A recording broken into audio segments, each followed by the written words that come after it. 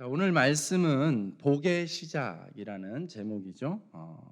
실은 여기에 하나 덧붙입니다. 아브라함 복의 시작 이렇게 제목을 잡아봤습니다. 여러분 창세기 우리가 1월 1일부터 이 말씀 읽기, 공동체 성경 읽기를 함께 하고 있지요. 네, 그래서 그런지 여러분 눈이 살아 있습니다. 작년에는 이렇게까지 안 살아 있었던 것 같은데 말씀을 읽으니까 확실히 눈빛이 달라진 것 같아요. 예. 어, 창세기는 많이 읽어보셨죠? 항상 1월에는 우리가 창세기로 시작하는데, 그죠? 어느새 그 흔적을 감추는 경우가 많은데, 올해는 여러분들이 보통 어디서 이 흔적이 사라집니까? 창세기 출애굽기까지는 같이 달려가다가 레위기에서 아니면 민수기에서 막 이렇게 사라지는 경우가 있는데, 올해는 실종자가 없이 끝까지 계시록까지 달려갈 수 있도록 우리 함께 세워갔으면 좋겠습니다.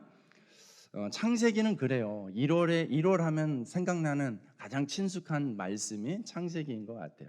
그만큼 창세기는 첫 번째 책이죠. 그래서 창세기에는 많은 시작의 내용을 담고 있습니다. 여러분, 이 세상이 어떻게 창조되었는지에 대해서 정말 명확하게 밝히고 있는 기록이 실은 그렇게 많지 않아요. 예. 왜 시작이 되었는지, 어떻게 시작되었는지, 어떤 이유와 목적과 방법을 명확하게 밝히고 있는 책들은 그렇게 많지 않아요. 그런데 성경은 놀랍게도 그 모든 것을 명확하게 구체적으로 담고 있다라는 사실이죠. 그러니 창세기 말씀부터 여러분 보는 것이 실은 맞죠. 그것이 전제되지 않고는 세상이 왜 시작되었는지, 무엇을 위하여 시작되었는지 전제되지 않고, 그게 동의되지 않고는 나머지는 그냥 어떤 한 부분의 파편에 불과한 거예요. 그래서 그게 맞을 때도 있고 틀릴 때도 있고 이렇게 자꾸 왔다 갔다 하는 거예요.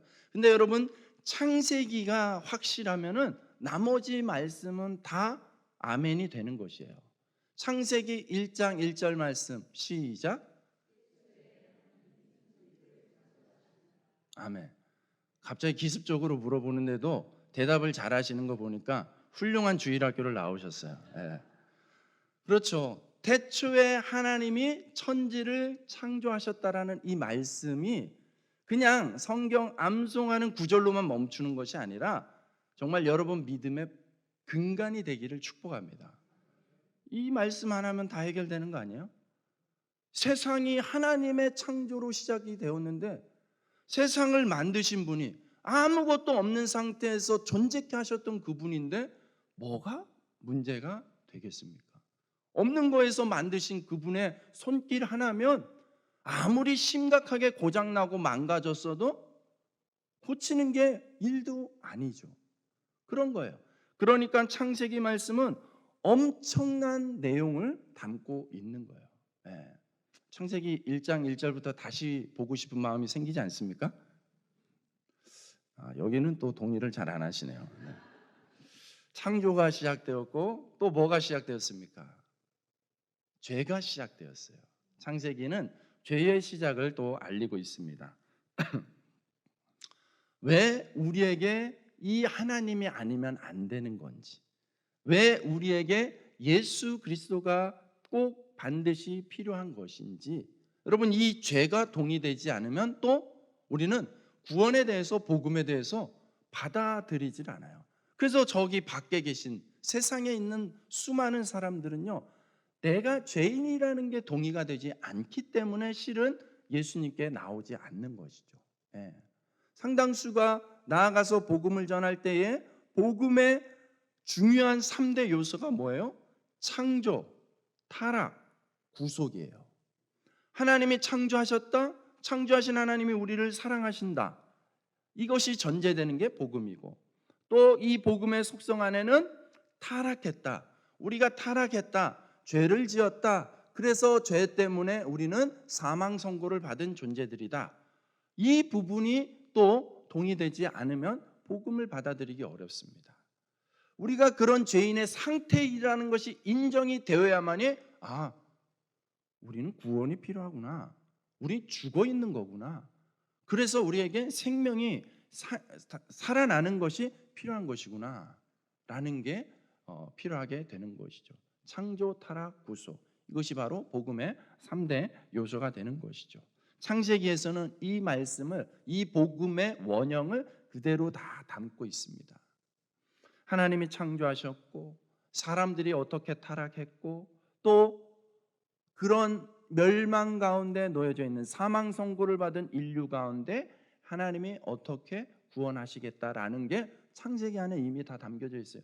창세기 안에 이미 예수 그리스도가 담겨져 있어요. 하나님이 이렇게 구원으로 끝을 맺으실 거야라는 것을 선명하게 담고 있는 것이죠. 인류가 어떻게 시작되었는지, 뭐 철기 문화가, 음악이 어떻게 시작되었는지 창세기는 언급을 하고 있습니다. 그리고 인류의 심판, 죄에 대한 심판이 어떤 것인지, 얼마나 끔찍하고 무시무시한 것인지 홍수 심판을 통해서 이미 한번 보여주셨죠. 심판의 시작, 또 민족들이 어떻게 퍼져나가는지 노아의 후손들을 통해서 그 민족의 혈통의 뿌리들에 대해서 창세기는 분명히 밝히고 있습니다. 그리고 중요하게 밝히고 있는 주제가 바로 오늘 우리가 보고자 하는 복에 대한 말씀이에요. 복에 대한 말씀. 창세기는요, 이 복이 또 어떻게 시작이 되었는지에 대해서 언급을 하고 있습니다. 창세기는 1장부터 몇 장까지요? 50장까지 있습니다. 1장부터 50장까지 있는데 시대적으로 구분을 하면은 창세기는 두 가지 시대로 나눌 수가 있어요. 첫 번째는 창조 시대이고 두 번째는 족장 시대입니다.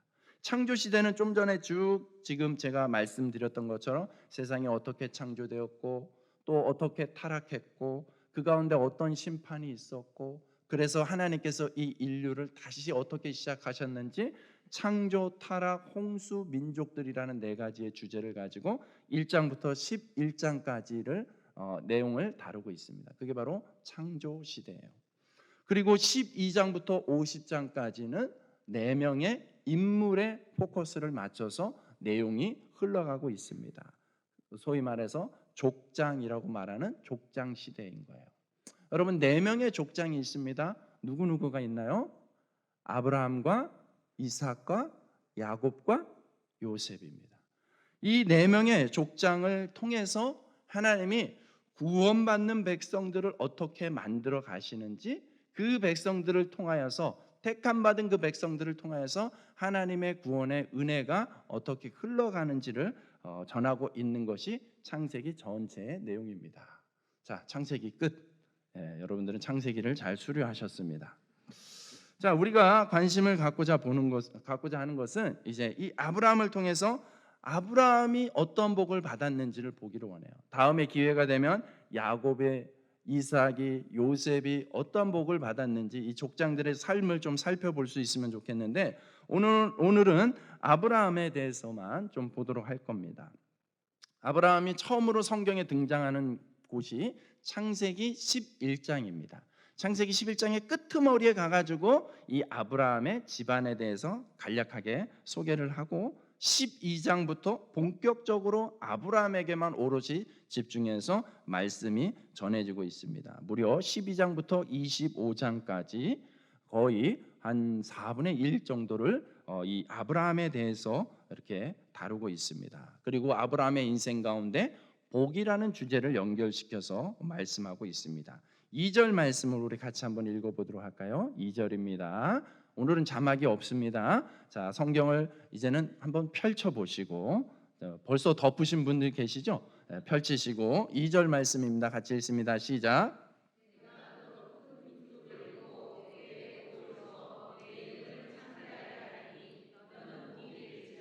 아멘. 내가 너로 큰 민족을 이루고 내게 복을 주어 내 이름을 창대하게 하리니 너는 복이 될지라. 이 짧은 본문 가운데도 복이라는 단어를 2번이나 쓰면서 복을 강조하고 있다라는 것을 보게 됩니다.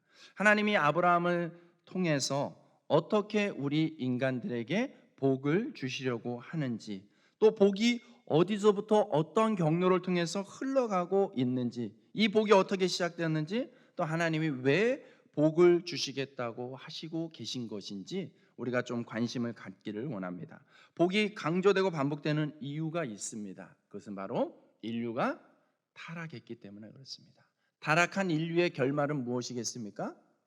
심판이고 멸망입니다. 그렇게 인류는 지금 이 상태는 저주 아래 놓여져 있는 상태예요. 그렇기 때문에 하나님은 택하는 백성, 구원하고자 하는 백성의 구분됨이 필요했던 것이죠. 그래서 내가 너로 큰 민족을 이루겠다. 모든 민족이라고 말하지 않습니다. 큰 민족을 이루겠다고 하고 내 이름을 창대하게 하겠다. 네 이름을 특별하게 하겠다 말씀하시는 거예요. 여러분, 아브라함에게 약속하신 복은 어떤 것입니까? 너는 복이 될지라. 너가 복이 되도록 하겠다라는 하나님의 뜻이 담겨져 있습니다. 너가 복이 되게 하겠다라는 이 말씀, 이 선언 안에 두 가지의 세부적인 내용이 있죠. 너로 큰 민족을 이루겠다. 그리고 내 이름을 창대하게 하겠다라고 하는 것입니다. 여러분, 아브라함에게 약속하신 복은 인류의 저주로부터 건져내시겠다는 하나님의 약속인 것입니다. 죄로 인하여서 인류는 저주, 사망 선고를 받았습니다. 여러분, 저주란 무엇이겠습니까? 성경적 관점에서 저주라는 것은 하나님과 관계가 끊어진 것, 하나님 없이 살아가는 인생 자체가 저주인 것입니다. 그게 바로 성경이 이야기하고 있는 거예요. 아니, 하나님 없이 사니까 세상 더 자유롭게 멋지게 폼나게 사는 사람 많던데요? 라고 생각되는 분들이 있지요. 그렇게 보여지는 인생이 있습니다. 하지만 여러분, 그 인생의 처음과 끝을 여러분들이 다 보고 계신가요? 또 그 인생에 그렇게 비춰지는 인생의 내면안을 정말 정확히 잘 들여다보고 계신가요? 그들이 어떤 식으로 포장되고 어떤 식으로 보여지든지 간에 여러분, 하나님 없이 살아가는 인생은 결코 성공이거나 행복일 수가 없습니다. 어떤 부분적으로는 일시적으로는 그렇게 보여질 수는 있어요. 하지만 여러분, 그게 전부가 아니에요. 여러분, 왜 하나님 없이 살아가는 인생이 저주라고 말할 수 있습니까? 여러분, 어떤 인생도 완전하고 완벽하지 못합니다. 불완전한 것을 가지고 이 땅을 살아갈 때에 당장 눈앞에 어떤 일들이 어떤 상황이 펼쳐질지 알지 못할 때에 여러분, 한없이 불완전할 수밖에 없는 거예요. 그래서 행복을 누리는 것 같고 기쁨을 누리는 것 같고 만족을 누리는 것 같지만 그게 얼마나 지속이 되겠습니까? 여러분, 저는 1월 1일 날 부산을 다녀왔어요. 부산의 바다를 보기 위해서 간 게 아니라 제 친구 목사님 아버지가 소천하셔서 1월 1일 날 장례식장을 다녀왔어요. 갔다가 이제 가는 김에 어쨌든 우리 가족들을 데리고 갔다가 이제 오는 길에 고속도로가 너무 막혔어요. 보니까는 차에 내려서 보니까는 앞에서 불과 우리 차의 위치로부터 한 30m 앞에서 큰 교통사고가 났어요. 근데 차가 좀처럼 빠지질 않고 이 구급차들이 막 오고 하여튼 좀 요란했습니다. 그래서 한참을 기다리다가 이제 옆으로 이제 갓길을 터줘서 이제 지나가면서 현장을 잠깐 보게 됐는데 차가 정말 너무나 흉하게 완전히 탁 납작해졌어요. 와, 저거 정말 큰일 났겠다. 사람은 보지 못했죠. 저거 정말 큰일 났겠다 하고선 궁금해가지고 집에 와서 찾아봤어요. 그랬더니만 아니나 다를까 사망 교통사고였어요. 예. 한 명이 죽고 한 4명이 심각하게 다치는 그런 끔찍한 사고가 있었어요. 그걸 보는 순간 아이들한테 그런 얘기를 해줬어요. 야, 봐라. 불과 우리 차로부터 30m 앞에서 사고가 났다는 것은 시간적으로 볼 때는 몇 분이나 차이가 났겠니? 몇 분 안 된 그 현장 가운데서 누군가는 생을 다하는 죽음을 경험했다. 죽음이 멀리 있는 게 아니야.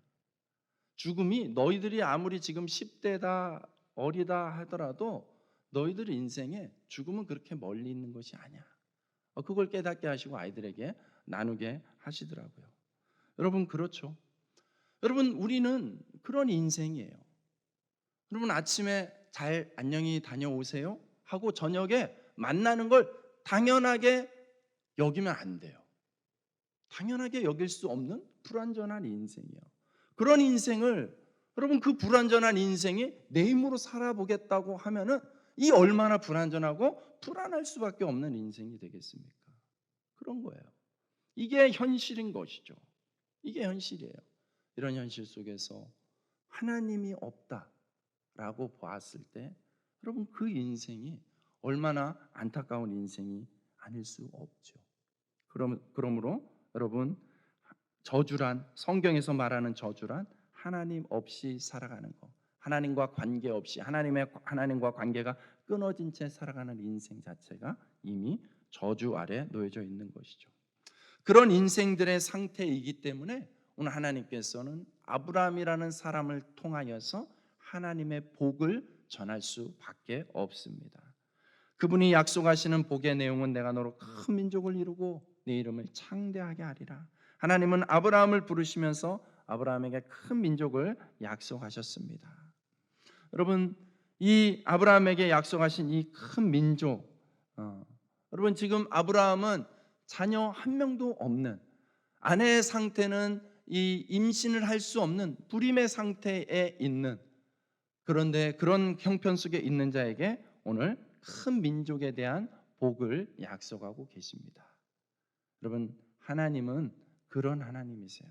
전능하신 하나님, 창조하신 하나님, 생명을 우리에게 주시는 하나님이신 줄로 믿습니다. 여러분 여기서 보여주는 하나님의 마음은 어떤 마음입니까? 우리에게 뭘 주고 싶어 하시는 분이세요? 복을 주고 싶어 하시는 분이세요. 인간이 저주 아래 놓여져 있는 것을 하나님은 결코 좋아하지 않으세요. 그러므로 여러분 오해하지 마세요. 하나님이 왜 날 사랑한다면서 나를 왜 광야 같은 곳으로, 사망의 음침한 골짜기 같은 곳으로 나를 자꾸 내모십니까? 하나님 너무하시네요. 여러분 섭섭한 마음이 들 수 있지만 하나님에 대해서 오해하지 마십시오. 오늘 성경은 우리에게 분명하게 말씀하고 있어요. 하나님은 우리를 일부러 골탕 먹이기 위하여서 너 이 자식 고생 좀 해봐라 이런 식으로 대하는 법이 전혀 없으세요. 하나님은 우리가 반드시 복받기를 원하세요. 진짜 복이 무엇인지 깨닫고 그 복을 누리게 하기 위해서 일시적으로 우리로 하여금 광야를 통과하게 하실 때도 있는 것이죠. 골짜기를 통과하게 하실 때도 있을 수 있습니다. 그러나 하나님의 결말이 그게 아니에요. 하나님의 결말은 그것을 잘 통과하여서 정말 하나님께서 예비하신 놀라운 복을 누리게 하기를 원하시는 것이 하나님 마음의 중심인 줄로 믿습니다. 우리를 향한 하나님 마음의 중심이죠. 우리는 아브라함을 통해서 하나님께서 보여주시려는 이 복의 특성을 알 수가 있습니다. 이 복의 특성은 무엇이냐면 아브라함이 바로 복의 시작이라는 것입니다. 아브라함은 복의 문을 여는 자입니다. 여러분 여기서 복을 여는 주체가 누구일까요? 아브라함일까요? 하나님일까요? 복을 여는 주체는 하나님이십니다. 하나님께서 아브라함을 통하여서 복의 문을 열어가십니다. 아브라함을 통하여 보여주시는 것은 복의 시작입니다. 아브라함을 통하여서 너는 복이 될지라 선언하고 계십니다. 이게 옛날 우리가 보았던 개역 한글 성경에 보면 너는 복의 근원이 될지라 이렇게 기록을 하고 있어요. 복의 시작, 복의 근원이라고 이야기하고 있습니다. 하나님께서 아브라함을 통하여서 복을 열어 가시겠다라는 것이죠. 여러분 이 말씀이 우리에게 은혜로 다가와야 될 줄로 믿습니다. 왜냐하면 여러분 우리를 믿는 사람들을 향하여서 붙여주는 수식어가 무엇이죠? 누구의 후손? 아브라함의 후손. 아브라함은 어떤 누구의 조상? 믿음의 조상. 믿는 자들에게 아브라함과 연결되어지는 것이죠. 그러므로 아브라함을 복의 근원으로 삼았다는 것은 그 말씀이 그 복의 유효성이 누구에게도 우리에게도 동일하게 임하는 줄로 믿습니다. 창세기 11장에 읽어보시면 할례에 대해서 나오죠. 할례의 언약을 이야기할 때 아브라함만 가지고 언약하는 것이 아니라 너의 대대로 자손들과 함께 언약을 맺고 있는 것을 보죠. 여러분 그거예요. 오늘 하나님께서 아브라함에게 주시는 그 말씀은 아브라함 한 사람으로 그치는 것이 아니라 우리에게 동일하게 주어지는 복이고 아브라함과 하나님이 맺은 언약은 그의 자손들과 동일하게 맺은 언약인 줄로 믿습니다.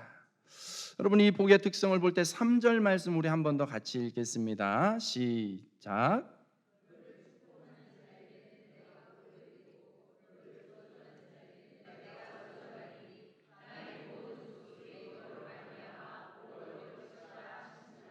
아멘.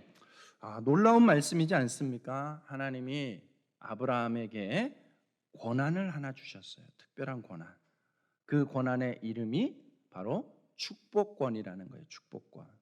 이 얼마나 귀한 메시지입니까? 여러분, 아브라함이 시작되게 하실 뿐만 아니라 아브라함을 통하게 하시겠다는 거예요. 아브라함을 통하게 하시겠다. 하나님은 아브라함에게 오늘 이 말씀을 쪼개서 보면은 7가지의 축복을 언급하고 있어요. 여러분, 첫 번째에서 세 번째는 아브라함을 자체로 언급하고, 네 번째부터 7가지는 아브라함을 통하여서 사람들이 받게 되는 복에 대해서 이야기를 해요. 첫 번째 축복은 이 복의 근원이 된다라는 거예요. 복의 근원이 된다. 그가 큰 민족의 조상이 된다라는 것입니다. 내가 너로 큰 민족을 이루고. 여러분 이 말씀을 받을 때 자연인 아브라함의 상태는 자녀가 몇 명? 빵명. 자녀가 빵명이었어요. 그런데 여러분 오늘날 전 세계 70억 인구 가운데 절반 가까이 되는 인구가 다 뭐라고 얘기하냐면 우리는 아브라함의 후손이다라고 얘기해요. 여러분 이 기독교인들이 여기는 믿음의 조상은 아브라함이에요. 기독교인들뿐만 아니에요. 여러분 놀랍게도 무슬림들도 얘기해요. 무슬림들도 우리는 아브라함의 후예다라고 이야기를 해요. 그래서 우리는 이삭의 혈통을 따르고 무슬림들은 이스마엘의 혈통을 따르게 되는 것이죠. 여러분 우리가 읽었던 쭉 공동체 성경 읽기로 읽었던 하나님이 아브라함을 통해서 하갈에게 위로를 전하잖아요. 하갈의 아들을 통해서도 큰 민족을 이루겠다라는 게 그게 바로 이 무슬림들을 이야기하는 것이죠. 그렇게 되어진 역사인 거예요. 말씀 그대로 이루어지는 것을 우리는 분명히 두 눈으로 목격합니다. 그러므로 지금 당장 한 명도 없네? 여러분 낙심하고 포기할 결론이 아니라는 거예요. 비록 지금은 그렇지만 하나님께서 작정하시면 열어가시고 그 열어가는 범위가 상상을 초월하는 놀라운 역사로 나타나게 될 줄로 믿습니다. 두 번째 축복은 복에 대한 확실한 약속입니다. 아브라함이 복의 근원이 되게 하기 위하여서 그를 먼저 복 주시겠다고 말씀하고 있죠. 내게 복을 주어. 그가 받은 제일 큰 복은 약속의 씨 이삭을 받았다는 사실입니다. 여러분 겨우 한 명인데요? 라고 이야기하면 안 되죠.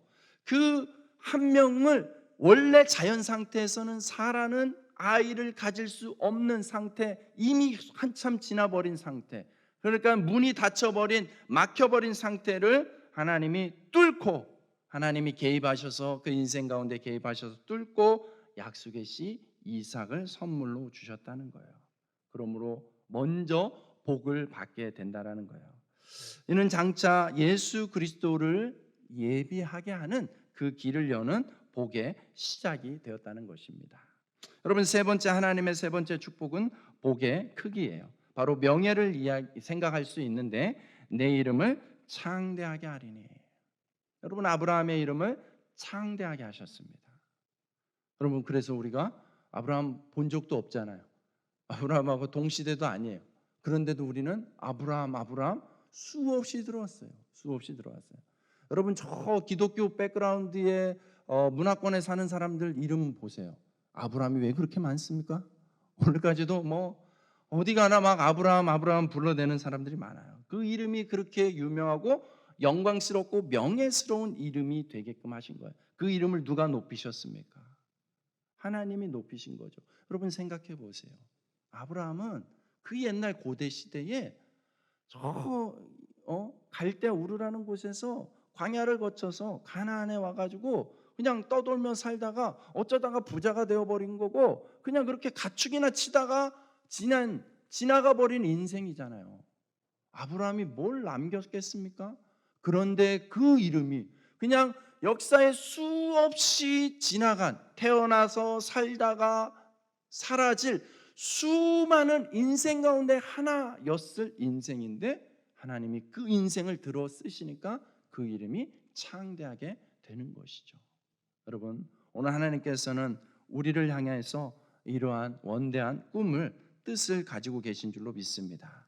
우리의 이름이 하나님 나라에서 새겨짐으로 우리의 이름 또한 창대하게 되는 줄로 믿습니다.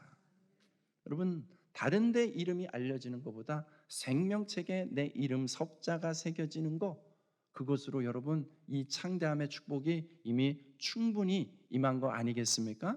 여러분, 그것에 대한 확신과 기쁨을 누릴 수 있게 축복합니다.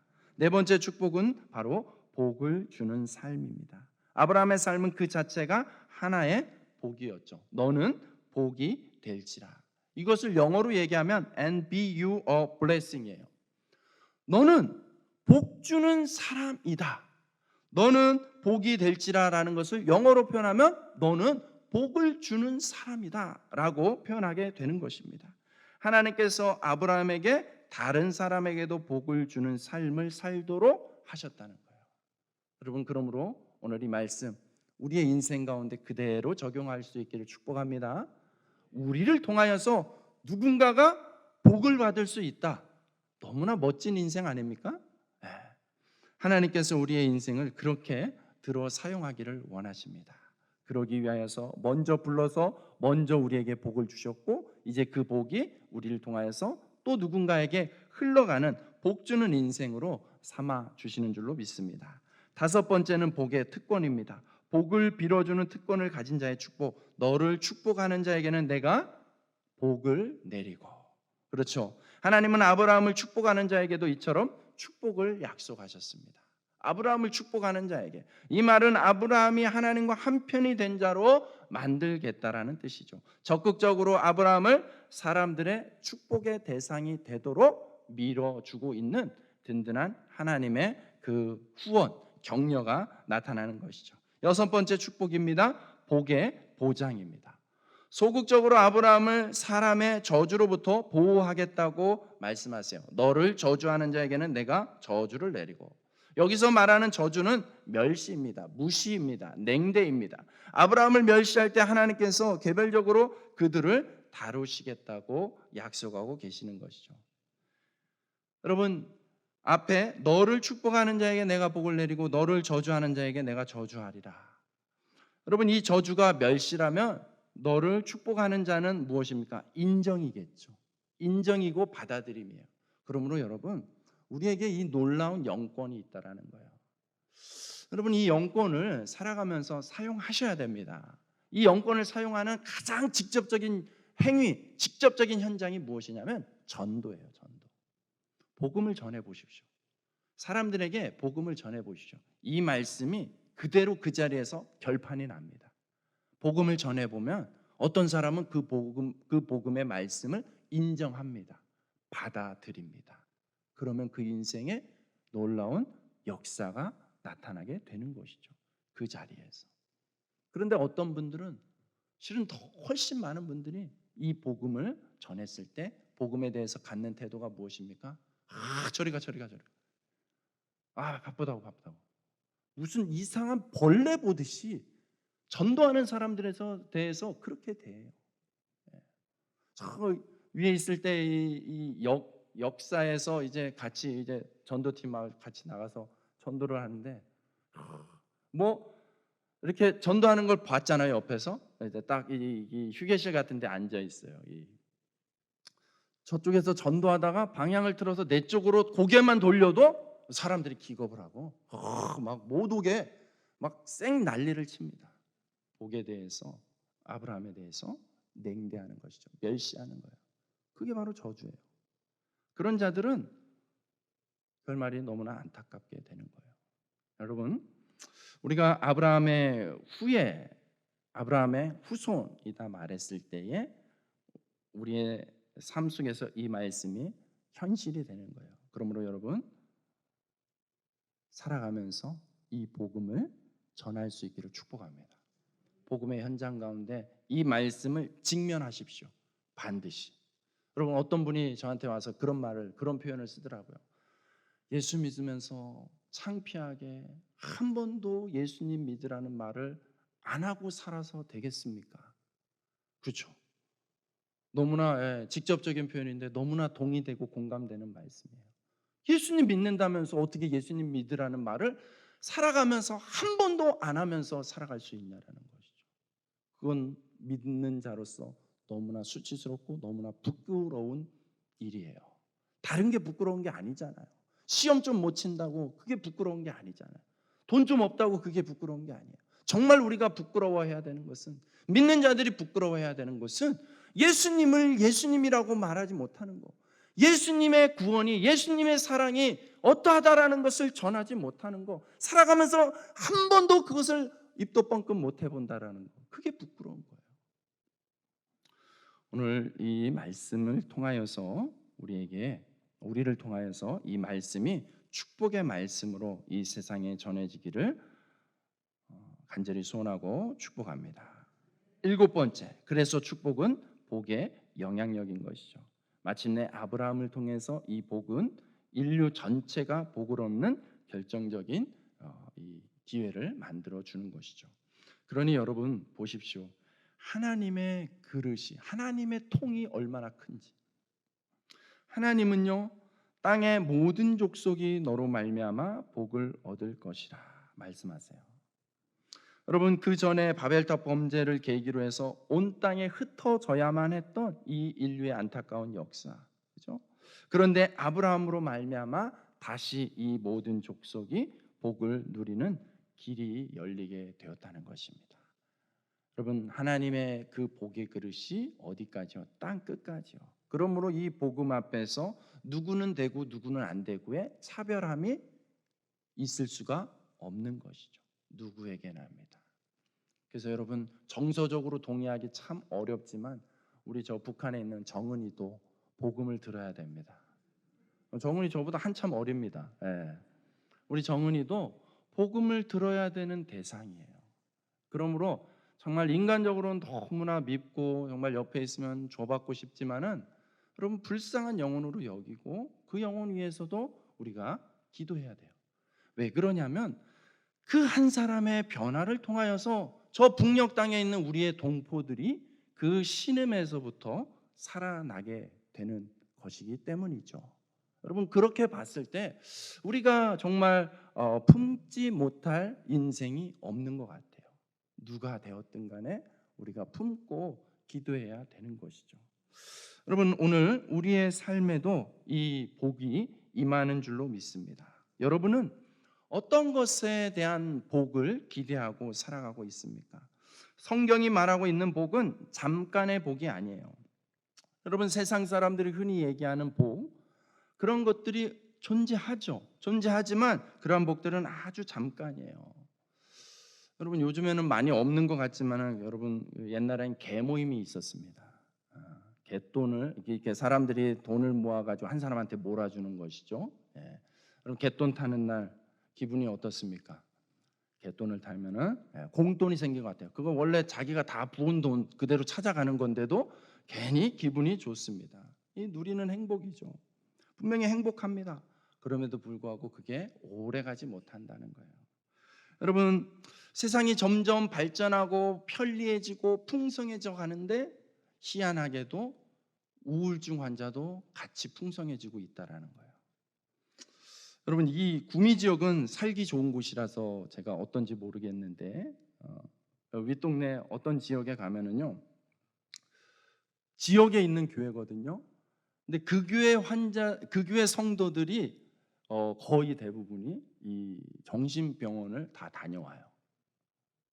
뭐 이게 정신병원에 대한 어떤 선입견이 있을 수 있지만 이제는 정신병원에 가고 우울증 약을 먹고 하는 것들이 그분들의 표현에 의하면 그냥 감기 앓는 정도의 수준으로 생각해요. 예. 그 정도로 이 사람들이 이 특별히 경쟁이 심한 이런 도시적인 그런 삶 속에서요, 이 스트레스가 정말 말할 수 없이 많은 거예요. 겉으로 볼 때는 화려하고 겉으로 볼 땐 뭔가 이룬 것 같고 누리는 것 같고 그렇게 보이지만 그 속은 실은 다 스트레스에 짓눌려서 상처투성이고 아픔투성이인 거예요. 그래서 우울증 약을 먹지 않으면 버틸 수가 없는 우울함을 이길 수 없는 사람들이 그렇게 많은 거예요. 여러분 희한하죠? 여러분 많은 사람들이 그렇게 쾌락을 얻으려고 그렇게 쫓아다니지만은 결국에 손에 잡히는 것은 그렇지 않다라는 거예요. 그래서 요즘에도 한참 떠들어댔지만은 여러분 오죽하면 그렇게 성공하고 잘 나가는 것 같은 사람들인데도 불구하고 자꾸 마약에 손이 가는 걸까요? 다른 것으로는 채워지지 않으니까 자기들이 누렸던 거, 자기들이 쫓았던 거, 얻은 것 같다라고 여겨졌는데 또 여전히 공허하고 여전히 무기력하고 여전히 채워지지 않으니까 이 쾌락, 이 만족감에 대한 갈급함 때문에 결국엔 해서는 안 된다는 것을 알면서도 어쩔 수 없이 그렇게 그런 것들에 손을 대면서 무너지는 인생들이 여러분 한둘이 아닌 것이죠. 여러분 이런 것들을 통해서 우리는 분명히 보게 됩니다. 여러분 진짜 행복이 무엇일까? 행복에 대해서 우리가 분명한 정의를 가지고 살아야 되겠다. 여러분 에덴 동산은 어떤 곳일까요? 에덴 동산은 부족함이 없는 곳이죠. 하나님이 인간을 위해서 직접 설계하고 세팅해서 만든 환상의 도시예요.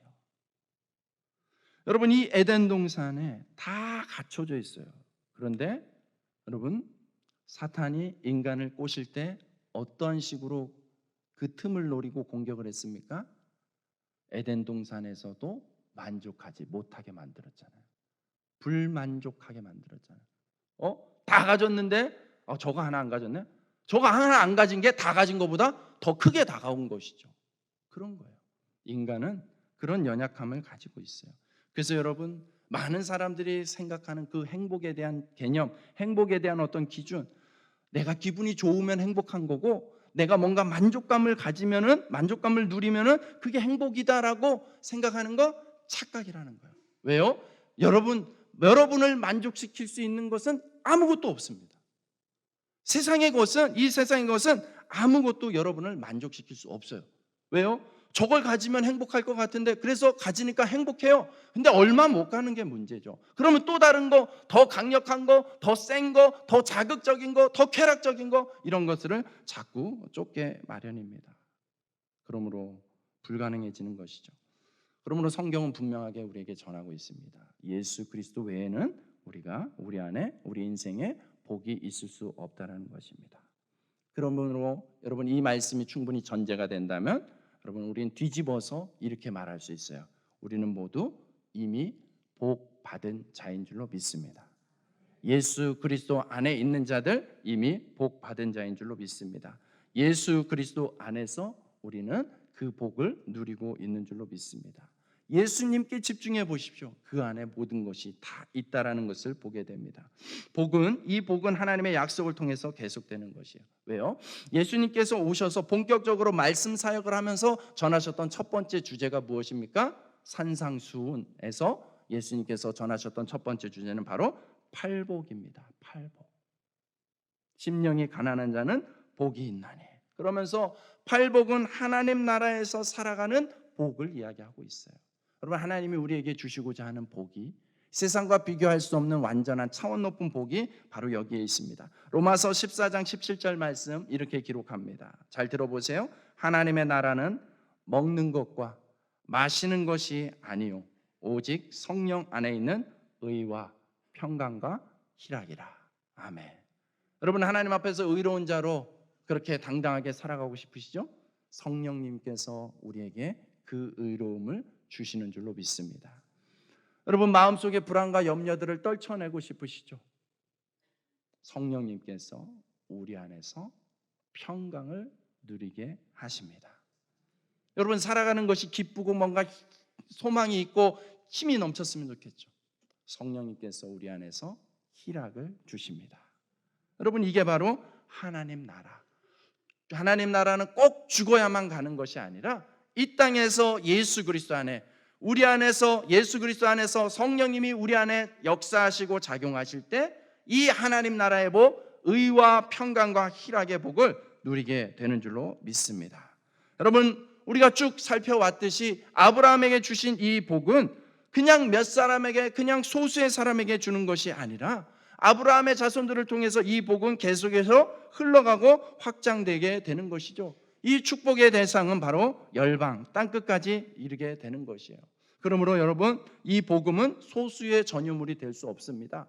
이것을 착각해가지고 자기 것인 양, 자기들 소유인 양 착각하고 움켜잡으려고, 그래서 그 함정에 빠진 사람들이 누구예요? 그들이 유대인이에요.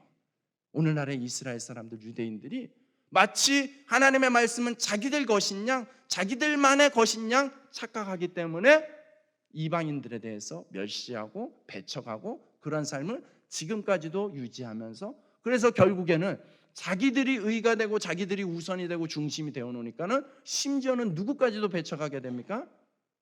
자기들이 그렇게 고대하는 메시아 예수 그리스도까지 배척하는 이런 아이러니함에, 이런 함정에 빠지게 되는 것이죠. 그러므로 여러분, 하나님의 축복을 받은 사람들, 복음을 소유한 사람들은요, 열려 있어야 되는 것이에요. 그게 우리만의 것이 아니라 우리 모두의 것이 되어야 되는 것이죠. 그러므로 여러분, 이 말씀이 교회에 적용될 때, 우리 삶에 적용될 때, 여러분, 우리 구미 사랑의 교회는 우리 성도들만의 교회가 아니라 여러분, 이 온막골의 교회가 되어야 될 줄로 믿습니다. 우리 상무 사곡동의 교회가 되어야 되는 것이죠. 확장해서 함께 우리 교회다라고 말할 수 있도록, 느낄 수 있도록 우리가 그렇게 처신하고 그렇게 함께 나누어야 되는 것입니다. 그래서 교회는 자꾸 나누어야 되는 거예요. 자꾸 베풀어야 되는 거예요. 왜요?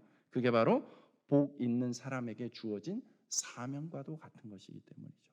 우리에게 하나님이 복을 주신 이유는, 아브라함에게 하나님께서 복을 주신 이유는 그를 통해서 복이 시작되고 흘러가게 하고자 하는 하나님의 설계가 있었기 때문에. 그러므로 여러분, 우리가 하나님께 복을 받은 것은 자꾸만 나누는 거예요. 여러분에게 묻고 싶습니다. 여러분, 어떤 복을 소원하고 싶습니까? 여러분, 나누다 너무 나누니까 이게 지칩니다. 목사님, 좀 너무 손해 보는 것 같아요. 너무 억울해요. 여러분, 그런 분들, 그런 고민 중에 있는 분들에게 묻고 싶습니다. 여러분, 꾸는 사람이 되고 싶습니까? 꾸어주는 사람이 되고 싶습니까? 대답을 잘 하셔야 되는 거예요. 꾸어주는 사람. 자꾸 누가 와서 나한테 뭘 빌려줘요. 그거 받으면 당장은 좋은 것 같지만 여러분, 결국엔 자꾸 꾸는 인생으로 그냥 그 한계를 벗어나지 못해요. 그러나 여러분, 좀 부족해도 나누는 것을 연습해 보시죠. 그러면 여러분, 자꾸 베푸는 인생이 되는 거예요. 꾸어줄 수 있는 인생이 되는 거예요. 꾸어준다는 것 자체가 나에게 이미 그런 것들이 있다라는 거예요. 마치 이것은 닭이 먼저냐 달걀이 먼저냐의 논리와도 비슷한 거예요. 여러분, 꾸어주니까 더 풍성해지는 것 같습니까? 풍성하니까 꾸어주는 것 같습니까? 여러분, 무엇이 됐든 먼저 시작해야 되는 거예요. 그러므로 여러분이 할 수 있는 것은 꾸어주는 것, 나누어 주는 것, 베푸는 것을 먼저 시작할 수 있습니다. 여러분, 삶 가운데 하나님이 나에게 주신 게 무엇인지, 내가 나눌 수 있는 게 무엇인지 있습니다. 뭐라도 하나 있습니다. 뭐라도 하나 그것을 나누는 데서부터 시작하면 여러분, 그것이 또 다른 복을 가져오고 또 다른 나눌 수 있는 거리를 만들어내고 이것이 연쇄적으로 확장되어져서 여러분, 2024년도에는 여러분들이 정말 결산하면서 하나님, 이 엄청난 복을 주셨군요 라고 고백하게 되기를 주님의 이름으로 축복합니다.